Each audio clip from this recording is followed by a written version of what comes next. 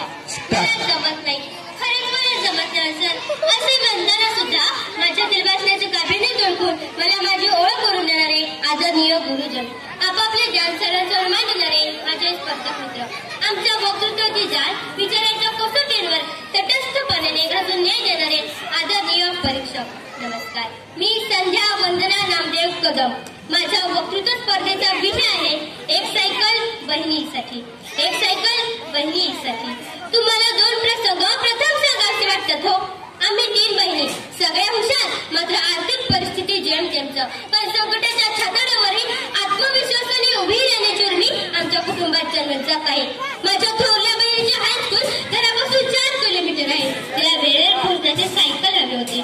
वडील म्हणाले ठीक आहे, कांदा विकल्यावर घेऊ, पण कांद्याला भाव मिळालाच नाही. गेल्या आठवडी सोलापूर स्टँडवरती पेपर विकणाऱ्या माणसाजवळ एक लहान मुलगा बसला होता. त्याच्या समोर एक डबा होता आणि त्यावर लिहिले होते 1 रुपया बहिणीसाठी, 1 रुपया बहिणीसाठी. मन म्हणालं, जिंकलास भावा जिंकलास, हीच तुझी खरी वाहिनी. स्वप्नाची चमक डोळ्यात तिच्या तरी कामाच्या करते त्याने. आजूबाजूला ओळखणारे, अपेक्षांना प्रयत्नाची जोड देऊन यशाला गवसणी घालणारे मोजकेच आहे. माझी बहीणही त्यातलीच. 4 किलोमीटर जाता येता पळत जाऊन वेळ करणारी जिद्दी सावित्रीची लेक.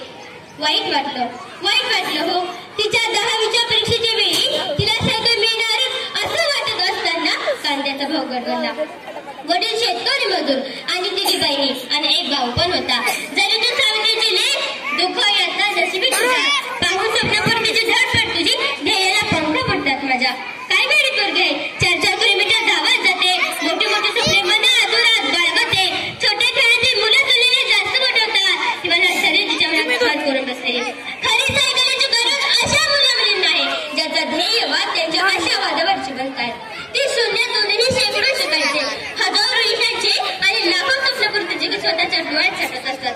आणि त्या दृष्टीने त्यांची अखंड अहोरात्र तपस्या साधना चालू असते. तुझी शिकण्याची चिकाटी उर्मी पेरणीची जागवते. मनी भाकरीच्या इमानी चंद्रासाठी, काट्यातून संकटांच्या चालते अनवाणी. मला खरोखरच माझ्या बहिणीचा अभिमान वाटतो. तिच्या संयमाला मला कसे सलाम करा वाटतो. जी गरज आहे ती नाही मिळाली तरी यशाचं पाऊल वाटत. येईल दिवस माझाही असं म्हणत चालणारी माझी बहीण खरोखरीच माझ्यासाठी एक प्रेरणादायी व्यक्तिमत्व आहे. सायकल फक्त एक उदाहरण झालं हो. सायकल फक्त एक उदाहरण झालं. जरी ती नाही मिळाली तरी सामाजिक भेदभावाला जास्त किंमत न देता स्वतःच्या कष्टावर, स्वतःच्या प्रयत्नांवर विश्वास ठेवणारी माझी बहीण खरोखरीच सावित्री आहे. जसं नाव तसं कर्तृत्व, जसं नाव तसं कर्तृत्व. कुठे मिळतो असा समंजसपणा? का गरिबांच्या रक्ताने संघर्ष आणि वागण्या बोलण्यात कृतज्ञपणा? गरीब काय आणि श्रीमंत काय हो? गरीब काय आणि श्रीमंत काय? आजकाल आपण अनेक वाढदिवस करतो, बरोबर? चेन करण्यासाठी पैसा उधळतो, बरोबर? पण तोच पैसा गरिबांच्या रानावाडीवरच्या मुला-मुलींना वेळेवर शाळेत येण्या जाण्यासाठी, सायकल घेण्यासाठी वापरला तर सायकल बँक सुरू करून जर आपण सर्वांनी थोडी रक्कम जमा करून एक सायकल बहिणीसाठी हा उपक्रम सुरू करावा असं मला वाटतं. त्याची सुरुवात मी माझ्या घरापासून, वर्गापासून केली आहे. आपणही अशी मदत करू लांबून शाळेत शिकण्यासाठी. येणाऱ्या मुलींना अज्ञानाचा अंधकार दूर करणाऱ्या पंथीला कारण हीच अपेक्षा. थोडी मदत करूनही तिला शिकण्याची प्रेरणा देऊया. तिची अडचण होऊन निघून तिचे दुःख वाटून घेऊया. संघर्ष म्हणजे वावटळ क्षणाची, तोड संकटाला धैर्याने दिल्याने सर्व काही ठीक होते. प्रयत्नाने खेचता नशिबाचे धागे, सर्व काही ठीक होते.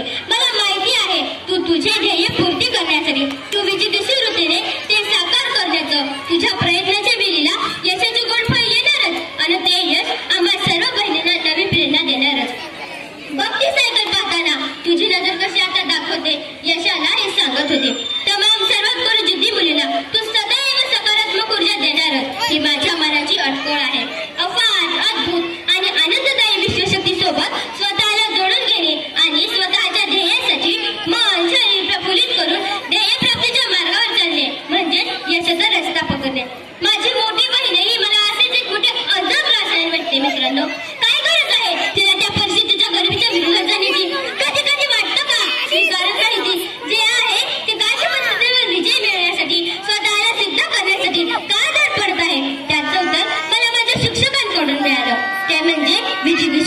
म्हणजे अनंत संकट, असंख्य अडचणी असताना सुद्धा स्वतःला सिद्ध करणं, ध्येय प्राप्ती करणं, भले त्यासाठी साऱ्या जगाच्या विरोधात जरी लढावं लागलं तरी हरकत नाही.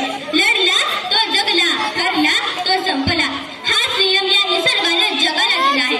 तर त्यासाठी संघर्षातून जिंकणं ही एक फार मोठी आत्मसमाधानाची संधी आहे. आणि ती संधी जिंकण्यासाठी माझ्या बहिणीला जी सायकल बँकमधील सायकल मिळाली आहे ती तिच्या यशाची नक्कीच वाटेकरी होईल.